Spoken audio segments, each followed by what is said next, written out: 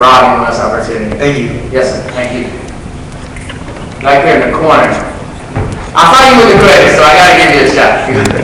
Go ahead. Aaron Howard from Germantown High School in Madison, Mississippi. You talked about how you love Mississippi, but we also acknowledge some things that are bad about Mississippi. So I was wondering, what is your favorite thing about Mississippi and your least favorite thing about Mississippi, and why? Good question. Most favorite thing, I would probably say the music. We're the most talented state when it comes to music, Mississippi. We've produced the greatest. We've obviously just lost B.B. King recently, who's a blues legend. But you think about gospel music, blues music, rock and roll music, classical music, opera music, country music. We've laid it all. We've been the foundation of the greatest music in America, if not the world. And so that's something to be very proud of. And least favorite thing about Mississippi. Technically, I would say the mosquitoes and the heat. But that might just be true, the mosquitoes and the heat. But I don't know, I feel like sometimes our history is a major burden to carry, because no matter how many steps we seem to make moving forward, moving the state forward, being a better Mississippi, we always get held back to something that most of us in the room probably don't even know anything about other than watching a movie. And so, I love it when we can move past some of that, because too many of our talented people just have to deal with that. And it's hard. And some people really lose confidence. And confidence is one of the greatest assets you can have, even if you don't know anything. But I think the history sometimes can be a major burden. So I don't know, maybe mosquitoes and heat did the history, it might be. But I'm also proud of it, because we have a very rich history, and it's a great opportunity to learn as long as we improve, right? Rather than kind of repeating ourselves. Because then that shows we aren't learning anything. That was a great question. Thank you so much. I actually got right next to you since then. And I got two Madison County people. I don't know how that worked out. Mark Emily, Hasbro High School, Hasbro, Mississippi. My question is, where did you get your motivation from knowing that you didn't want to be a cubic zirconia, but you wanted to be a diamond? Okay, man, great question again. All right, motivation. Well, like I said, when I was here at Boise State, I was thinking about my little brother, who is now 25, and I've always been, that kind of older brother where I thought about my siblings, and I've been responsible for a very long time for other people, and so I've kind of assumed that leadership role early. When I sang in the choir, my dad finished music also, and so I was always the one that had to ask the hard questions, or the one that had to be willing to be told no. Of all my siblings, I had to always ask permission to go somewhere, or permission to get something from the store. And so I learned how to take that responsibility on my shoulders a lot earlier. But my mother would probably tell you, like I said, who's here, I just always wanted more. I never thought of myself as less than. I never thought of myself as unable. I felt like no matter where I was, or no matter what the situation was, I never cared. I really thought if I wanted it, it was mine. And I always worked hard to do that. And even had the humility, though, to know that when you work for something and you don't get the outcome that you necessarily want, it may not necessarily be that it's not for you. Maybe there's something bigger for you, right? And so being told no, maybe building you up stronger so you can handle the magnitude of what will be given to you, right? So I've been blessed and fortunate. I did all kind of leadership stuff all my life. I've been good at, I made good grades all my life, except for middle steps. Kick my tail. Because I really thought, coming from my high school, I was really smarter than everybody else, and only a few people that were smart as me. And then I got the middle steps, and then they was like, I don't care. Everybody's got one of those. So I didn't feel as special, in that environment. But I just always thought that what's mine is mine. And I never really saw myself as in competition with anyone, right? What you all do can impact me, but it doesn't stop me, right? What is mine, I always thought is mine. So, you know, I can't really fully just say, since I was 2 years old, I took a pledge that I was going to be this, and it didn't always work out the way I wanted it to. It didn't work that way. But when I was in 9th grade, I did write a paper that said, I'm going to be an attorney. And now I'm an attorney. I said that I wanted to go to school to play football. I did go to college to play football. Although, Millsaps does not give sports scholarships, no matter what the story told you. That is academic, okay? Determination, I don't know, man. We're all kind of born with a different knack. So, you know, everyone realize that you're special as individuals, not because someone else is or is not. Someone else's talent has nothing to do with yours. Because what's also unique is for those of you who run track, you can run your best race, your fastest time, and still not come in first place. And so does that mean you're not good? No. It just means somebody else is better than you. But you also did your best. And if you get to the point where your best is not good enough, then that's going to hurt you long term. Because you have to always love your best. Because that's what you have to offer.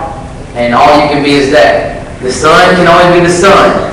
The stars can only be the stars. The water can only be the water. They cannot replace one another. They are special on their own. And they all each have a job. And that's what we are. Everyone is special. Everyone can't be the same thing. One thing we do, you know, we drink, we're humans, we breathe. But other than that, you all are special. So some of you will be stars, some of you will be sun, which is a star. Some of you will be the moon. You all can be so many things. So don't look at your next man to look at what you are. I want to quote a rapper right now. Look at some parents in the room. You know, I have to tone it down. Lil Wayne did say, what you eat doesn't make you. Right? Okay. So the point is that no one else can breathe or eat or drink for you. You're going to do it yourself. You're going to do it yourself. So for those of you who do know what those lines are, but it's true. You're going to be responsible for yourself. And as long as you do that, I think you'll be strong. One more. Do we have one more? I think it's something to wait for a while. You got to stand and do the name thing in hometown.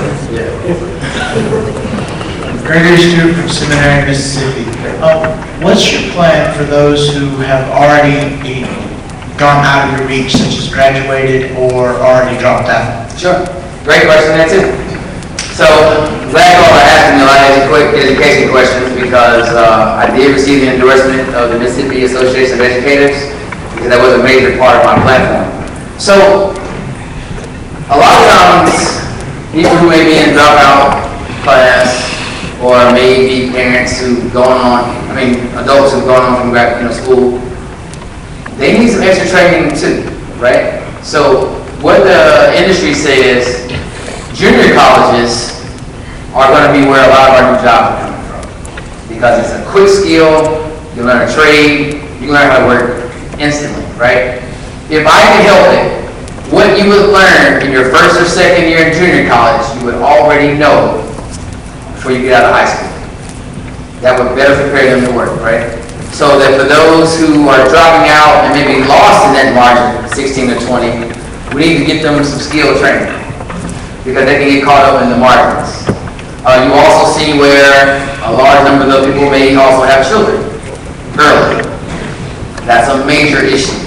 So, I know this is all men here, but a large part of my platform is equal pay for women. Largely because there are so many single-parent households.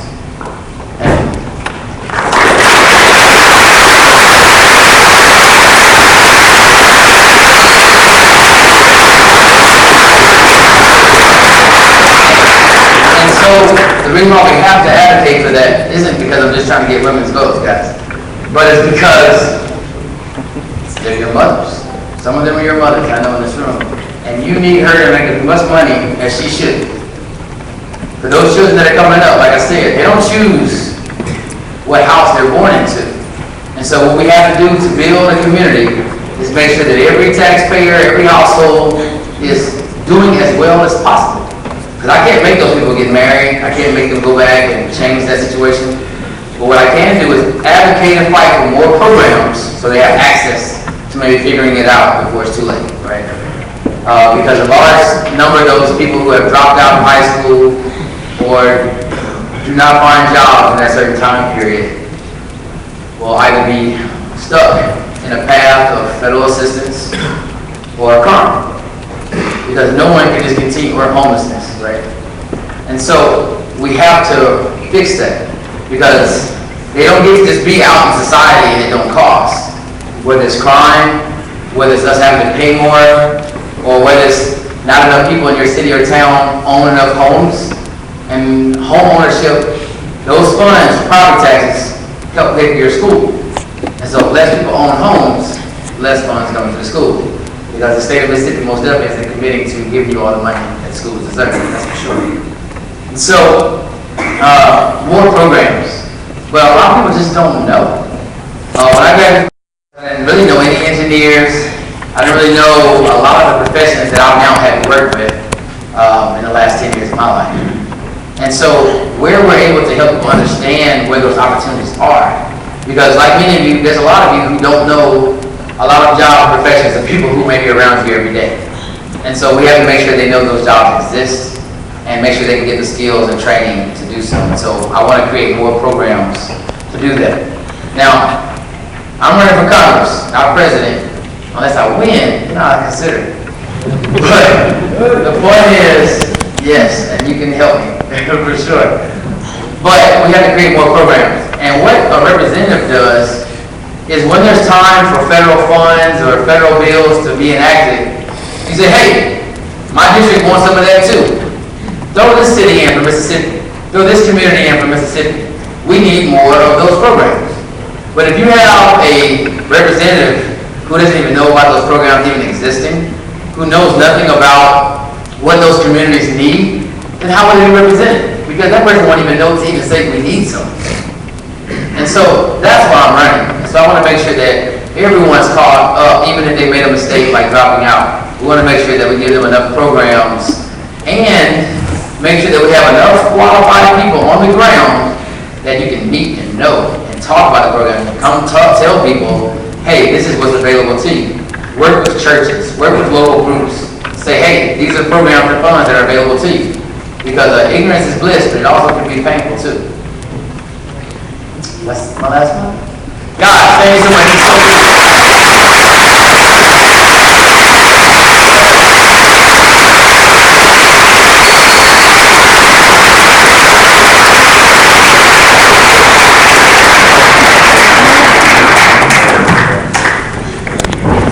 Walter Zen, on behalf of Boys State, we want to give you a new delegate shirt. I'm sure you have one somewhere else, but we want to present this shirt to you. Wear it on the campaign trail, and wear it today, whatever you want to do. Thank you.